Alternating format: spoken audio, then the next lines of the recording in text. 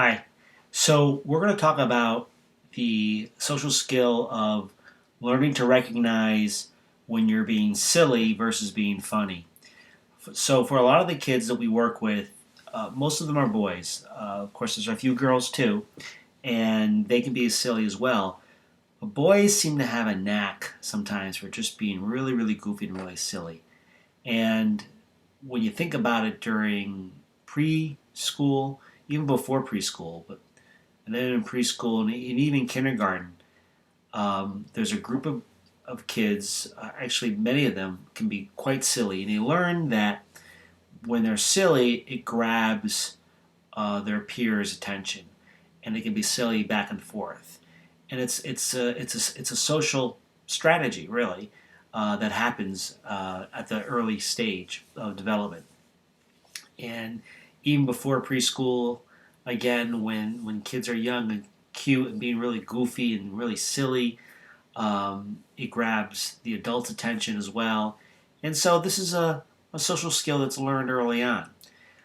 As children become a little bit more sophisticated, even by first grade already, they begin to let go of being silly as their primary attention gaining strategy. Usually, typically developing children will learn that if they have a really interesting story to share, that could be something that grabs people's attention, or if they do particularly good at a project, let's say an art class, or let's say the teacher recognizes them for being a good listener or a good sharer. Lots of opportunities to be recognized in school, and children begin to do some of these other types of behaviors to grab their peers' attention. Some more appropriately developing behaviors. A lot of times, then by second grade, a lot of the children could learn that talking is and playing. They're playing still. They're still young, but they're talking as well.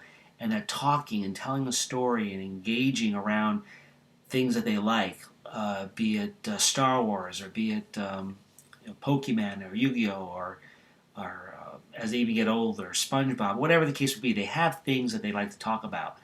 And so using words is a way to get people's attention. So that's a little bit of one's development. For some of the children we work with, they they don't quite develop in that fashion and as quickly. Certainly, using words, it becomes more of a challenge for those that struggle socially, and they could still hold on to those old strategies like being really silly and really goofy.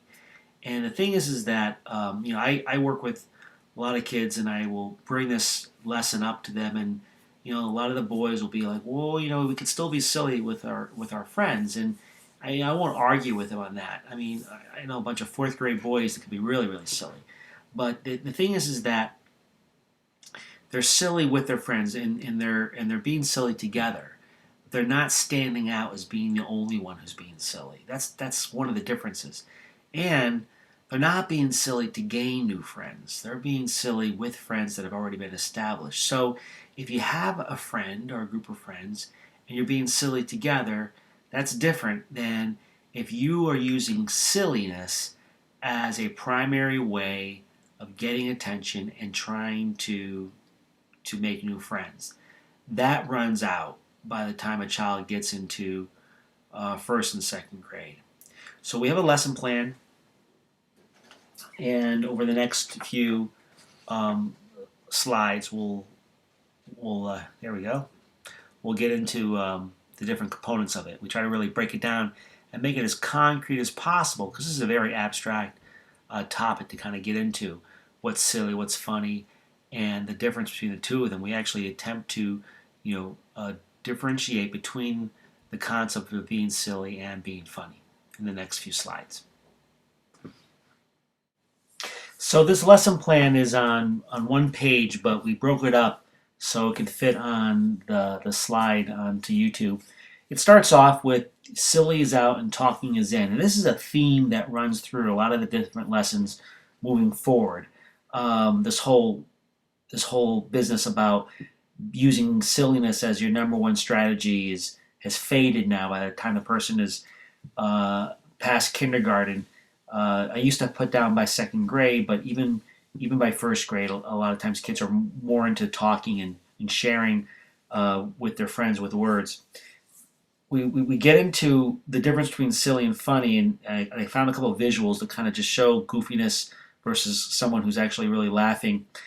I was working with a child once and trying to really make this concept stick with them. So we decided to just on the spot look it up, the definition of both silly and funny, and so that definition is right off of the one of the sources online, weak-minded or lacking good sense. We try not to use the word stupid much in working with the children, but because it was a definition that we looked up together, I included it in there.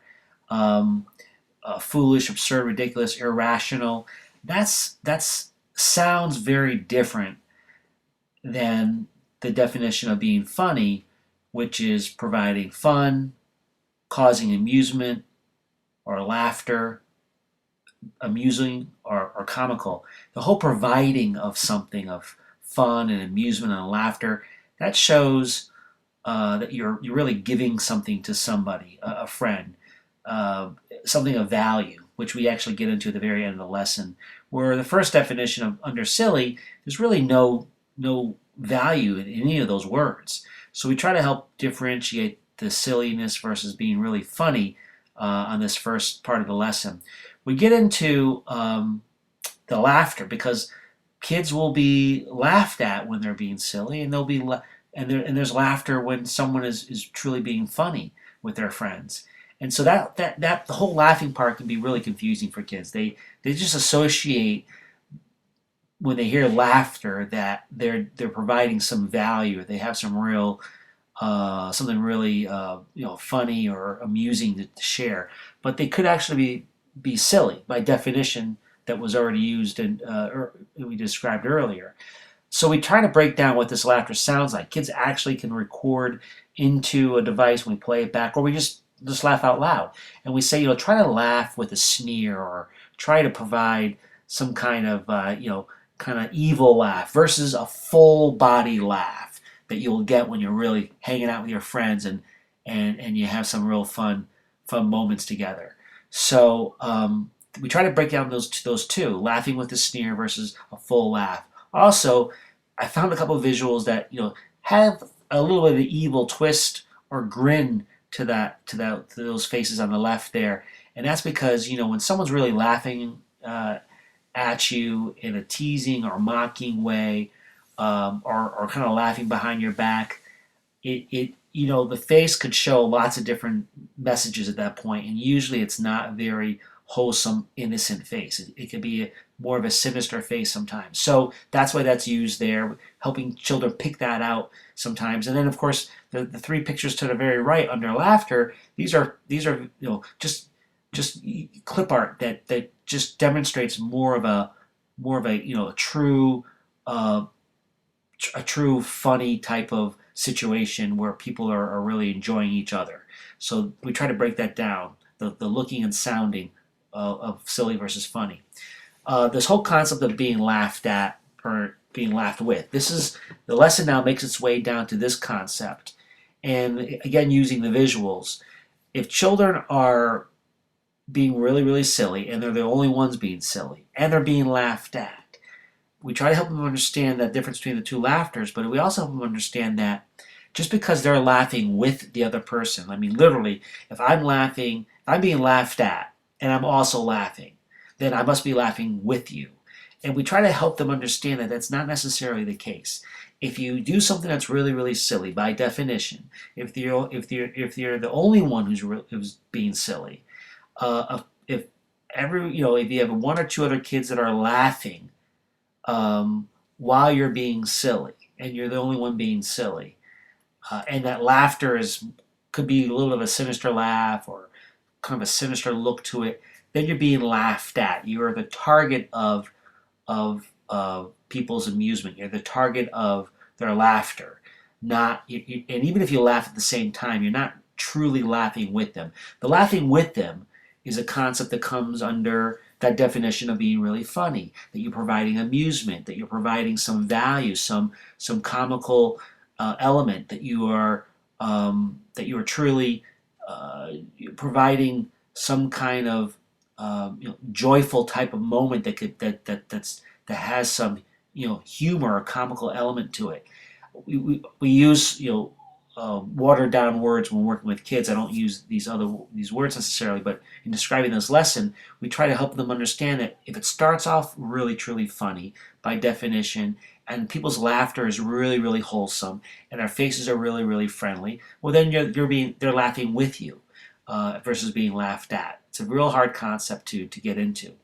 We end with this whole value piece. Now this actually comes later on in the series. We'll really drill in what the whole value piece is. But right now, for this slide, there's no real value being offered with being silly. No one is taking away something and their day is better for it. Versus when you're funny, if you tell a really good joke or you have a real funny story to share, this is something that you give to somebody, and then they can turn around and give that to somebody else. So if you're being super, super silly and goofy, and we have examples where kids will purposely unzip their zipper, or purposely fall down, or purposely dribble chocolate milk out of their face, or whatever, no one's going to take that and repeat it later on. It's not of something you're giving a value where someone can take it and repeat it and share it. But if you have a funny story, a funny joke, or a real funny moment that you share with somebody, that is something that somebody can really laugh